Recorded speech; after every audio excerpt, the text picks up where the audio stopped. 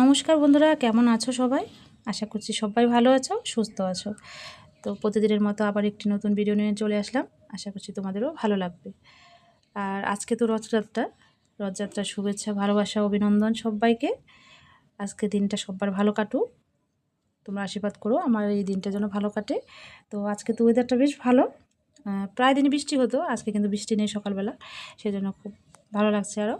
তো রথযাত্রার দিন সকালবেলা ঘুম থেকে উঠে সব ঘর টর মুছে টুছে আর পুজো টুজো দেওয়া হয়ে গেছে। তো আজকে প্রতিদিনই নকুলদানা আর আজকে দিয়েছি সন্দেশ দিয়ে। তো খুব ভালো লাগছে, মনটাও দেখবি ঠাকুরকে কিছু যদি নিবেদন করা যায় না, মনটাও খুব ভালো হয়ে যায়। তো আমার তো বেশ ভালো লাগে। তো যাই হোক, সকালবেলা পুজো দেওয়া হয়ে গেল, এদিকে রান্না করে চলে আসছি। আর বন্ধুরা দেখেছ আমার ঠাকুরঘরটা তেমন একটা হয়তো আমি দেখাই না কখনো, তো বেশ একটা মানে অনেক বছরের তো দেখাতে হচ্ছে করে না, হয়তো তোমরা অনেকেই বাজে কমেন্ট করতে পারো সেজন্য। কিন্তু যার যেমনই থাকুক না কেন যে জিনিসটা তার কাছে সেটাই স্বর্গ। তো যাই হোক, আমার ইচ্ছা আছে ঠাকুর মন্দিরটা আর কি একটু চেঞ্জ করার। তো আস্তে আস্তে সবই হবে। তো জানি তোমরা সবাই ভালো, অতটা বাজে কমেন্ট করবে না। তো আমার যেরকম আছে সেরকম নিয়ে আমি খুব হ্যাপি। মানে ওই যে মানে রাব ডালাইটা ওই দেখতে একটু বাজে, মানে ওই যে পূজা দিতে দিতে না ওখানে একটু কালো হয়ে গেছে আর কি। তো যাই হোক, আমি বেশিরভাগ শেয়ার করি না সেজন্য আর কি। সবাই জানি ভালো জিনিসটাই দেখতেই ভালোবাসো, কিন্তু কি করব বলো, ওই ঠাকুরের মন্দিরটাও অনেক বছর হয়ে গেছে, মানে কালার ঠালার হয়তো উঠে গেছে আর কি। সেই জন্য একটু কেমন লাগে, সবাই দেখি সুন্দর সুন্দর কিছু দেখায়, সেজন্য আর আমি আর দেখাতে অতটা ইচ্ছে করে না। তো যাই হোক, তোমরা কিছু মনে করো না যে নোংরা না, ওটা ওটা হচ্ছে অনেক বছর আগে তো সেজন্য। আর আমার পূজার যে থালা বাসনগুলো ওগুলো কেন যে কালো হয়ে যাচ্ছে, পিতলে কিনেছিলাম তো ঠকিয়েছে আর কি, বেশি দিন হয়নি ওটা। তো যতই মাজি না কেন ওটা না কেমন যেন কালো হয়ে থাকে। তো সেই জন্য না আমি দেখবে যে বলি শুধু যে পূজা হয়ে গেছে, পূজা দেওয়া হয়ে গেছে এই সেই, কিন্তু আমি দেখাতে পারি না, দেখাতে ইচ্ছে করে না। কেন কি হয়তো তোমরা মনে করবে যে আমি মেজে গুছিয়ে রাখি না, সেটাও হতে পারে। কিন্তু সত্যি বলো তো, আমি না সবসময় ঠাকুর বাসন মেজে টেজেই রাখি, কিন্তু ওই কেন যে ওরকম কালো হয়ে গেছে, তোমাদের দাদাকে বললাম যে চেঞ্জ করতে হবে। তো বললো যে ঠিক আছে চেঞ্জ করে নিও। ওই ওটা মনে হয় পিতল বা কাঁসা, মানে কাঁসা না পিতল কোনটাকে বলে আমি অতটা জানিও না। তো যাই হোক, ওরকম কালো হয়ে গেছে, বললো তো কাঁসার জিনিস ওটা না পিতলের জিনিস। তো যাই হোক, সেজন্য আর কি শেয়ার করি না। তো আজকে যেহেতু আমি সন্দেশ দিয়ে পুজো দিয়েছি আর বিশেষ একটা দিন, তো আমার গোপাল সোনাকে তোমাকে একটু দেখিয়ে দিলাম। তো যাই হোক, যার আছে যার যা আছে আর কি সেটা নিয়েই আমরা খুশি, এর থেকে আর বেশি কিছু দরকার নেই। তো যাই হোক, দেখো এদিকে রান্না করছি খিচুড়ি, এই যে দেখো হয়ে গেছে। আর বোনা খিচুড়ি করতে গেলে মানে ঝরঝরে একদম খিচুড়িটা খুব ভালো লাগে। এদিকে একদম মাপে জল দিয়েছি, যার জন্য কিন্তু দেখো একদম চাল চাল রয়েছে এখনও। এটা একদম মানে দমে রাখবো একটু, তাহলেই হয়ে যাবে। এখন আর কিছু করব না, এর মধ্যে একটু চিনি দেব অল্প করে, আর দেব হচ্ছে ঘি। ঘি আর চিনি দিয়ে ঢেকে রাখবো, বাস তাহলেই কিন্তু রেডি হয়ে যাবে আমার ভুনা খিচুড়ি। আর এদিকে আমি ওই যে দেখেছো যে পটল, আলু আর হচ্ছে কারকল আর বেগুন, এগুলো ভেজে নেবো আর কি। ওই সবজি টবজি সকালে কিছু আর করবো না, কারণ কি তাহলে অনেকটা বেলা হয়ে যাবে। তো সকালে অনেকটা বেলা হয়ে গেছে, এখন ওই 10:30 11টা বাজে এখন। তো আমার অনেকটা বেলা হয়ে গেছে আজকে, সব সেরে টেরে স্নান টান করে সব কিছু সারতে সারতে।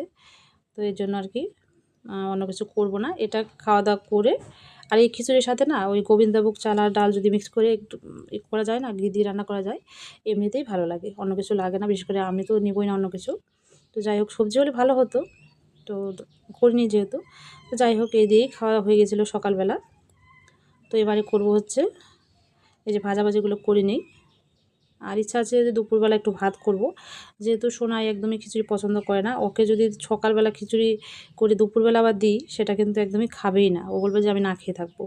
কিন্তু সোনাই না খেলেও মানে মামনি খেয়ে নেবে। মামনি আবার ওকে 3 বেলা খিচুড়ি দাও, মানে আমাদের বাড়িতে এক একজন সদস্যর এক এক রকম চয়েস আর কি। সেজন্য একটু ঝামেলায় পড়ে যাই কখনো কখনো। কেন কি দেখো, খিচুড়িটা করেছি ওটা যদি বেশি করে করতাম আমারও ভালো লাগে, আমার মামনিরও ভালো লাগে। কিন্তু এদিকে যদি মানে সোনাই ভালো খেত, তাহলে 3 বেলা মানে 2 বেলার জন্য হয়ে যেত, মানে দুপুরে আর রান্না করার ঝামেলা থাকতো না। কিন্তু যেহেতু পছন্দ করে না, সেজন্য আমি ভাত করব, ওই জন্য এই অল্প করে করেছি খিচুড়িটা, সকালে খেয়ে যেন অল্প থাকে আর কি, যদি থাকে থাকবে, না থাকবে না থাকবে, কিন্তু দুবেলা আর করবো না। তো যাই হোক, এই দেখো এদিকে এই যে পটল ভাজা, বেগুন ভাজা, কারকল ভাজাগুলো করেছি না, একটাও খাবে না, সব আমার খেতে হবে, আর যদি বেশি থাকে সেটাও আমাকে পরে খেতে হবে। এই হলো ঝামেলা, মানে কিচ্ছু খেতে চায় না। আমার বাড়ির দুটো বাচ্চা আছে, ওরা একদমই কিচ্ছু খেতে চায় না, শুধু বড় হচ্ছে কিন্তু খাওয়া দাওয়ার দিক থেকে বড় হচ্ছে না একদমই। তো যাই হোক, এদিকে দেখো কারকলগুলো ভেজে নিচ্ছি। আর তোমাদের দাদাভাই আসলে তো এই কারকল সবজিগুলো খুবই পছন্দ করে, আমারও বেশ ভালো লাগে।